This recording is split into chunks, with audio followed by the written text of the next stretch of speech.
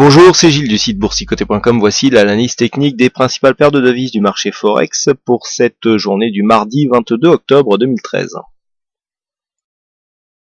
Et nous commençons cette analyse par la paire de devises euro-dollar, donc avec une phase de hausse qui a continué aujourd'hui, puisque depuis cette cassure donc de résistance baissière, il y a eu une première phase d'accélération ici.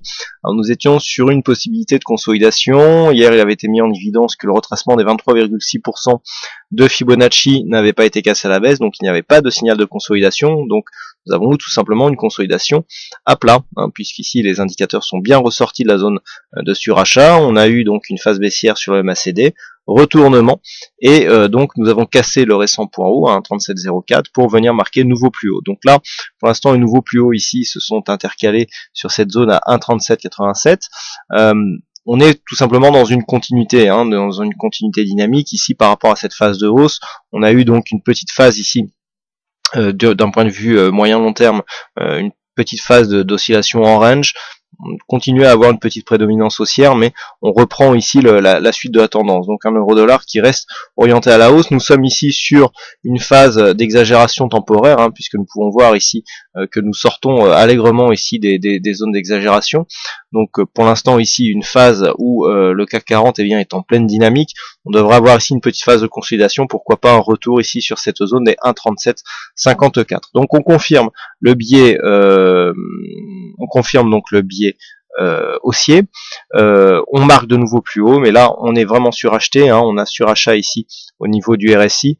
Il devrait y avoir ici une petite phase de... Alors, retour léger, c'est juste une exagération temporaire. Vous voyez qu'au niveau du surachat, on est partagé, on a bien un RSI qui est en surachat, mais le stochastique on n'y est pas encore, et le MACD a encore du potentiel. Donc petit retour ici, mais qui peut déboucher ici sur une continuité à très court terme. Donc en attendant, le biais est confirmé. Sur le câble, nous avons une configuration beaucoup plus lisible, puisque beaucoup plus technique, avec ici cette première phase de hausse ici. Alors on attendait peut-être un retour sur le retracement des 38,2. On avait ici cette zone intermédiaire 61,22 qui finalement a bien fait office de support. Alors hausse très technique, pourquoi? Tout simplement parce que nous avons ici une première phase dynamique, avec des phases donc d'exagération temporaire. On est venu ici échouer juste sous cette zone des 1,6213. Donc petite phase de consolidation ici qui s'est faite d'une manière quasiment horizontale.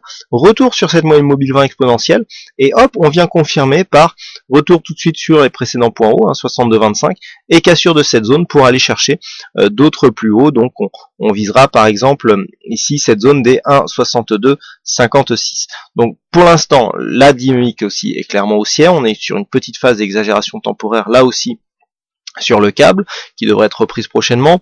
Donc là, sur cette configuration, on est en pleine dynamique. Donc on peut avoir ici une poussée qui nous porte par exemple sur 1,6256, avant d'avoir une petite consolidation qui sera de nature à confirmer ici cette zone comme 1,6213, 1,6225, comme une nouvelle zone de support après avoir été résistance. Pour l'instant, la dynamique, on est vraiment en plein dedans. On a quasiment aucun surachat, un petit peu le RSI ici, mais le stochastique est encore loin. On est au tout début de signal du point de vue du MACD, donc on peut continuer à monter malgré ici cette phase d'exagération temporaire. Donc là, il serait prématuré de venir shorter ce cross de devise actuellement. Donc là, on peut continuer à monter, on peut venir chercher ici 1,6256 voire 1,6309 sur un excès de dynamisme haussier, mais donc on confirme la tendance, puisque sur ici, alors on va sur cette vue où on a l'impression ici que les cours sortent d'une tendance neutre. Il faut quand même bien se rendre compte qu'ici nous étions au sortir d'une phase haussière moyen long terme. On a eu une phase baissière long terme qui a porté le cross de devise sur un point bas, mais ici on est sur une phase haussière long terme depuis maintenant un petit moment.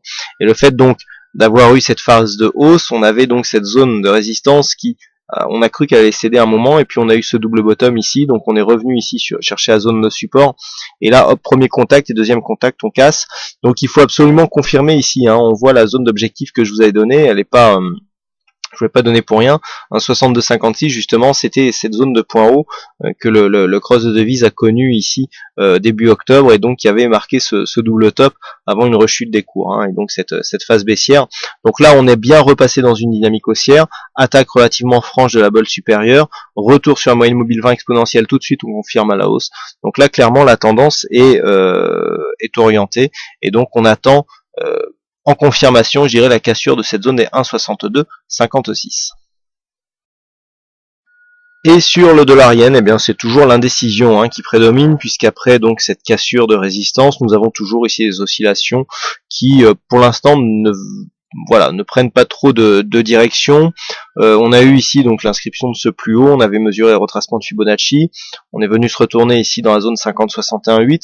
On attendait ici un relais sur cette phase de hausse pour voir un petit peu, pour tester la dynamique. Alors on est bien venu chercher ici la bande de Bollinger supérieure, mais ce qui se passe derrière n'est pas de nature à renforcer une opinion haussière, puisque nous avons ici donc phase de hausse, contact avec la bolle supérieure, et tout de suite, bim, on redescend, on casse ici la moyenne mobile 20 exponentielle d'une manière assez forte, on repasse en dessous ici sur cette bougie. On a plus l'impression que les mouvements vont continuer ici à nous donner des évolutions en range incertaines, avec un directionnel non confirmé, hein. On part tantôt dans un sens, tantôt dans l'autre, donc on continue dans cette optique avec une zone large hein, d'évolution toujours entre on va dire 97,50 et 99 pour le moment.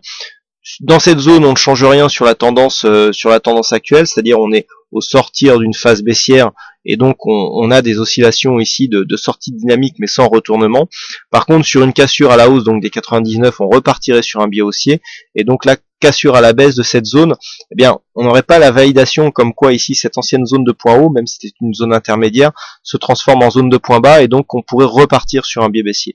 Hein, donc pour l'instant, direction non confirmée sur le dollar yen, avec ici des zones de cassure qui nous donneraient des informations plus marquées du point de vue d'une possible tendance directionnelle.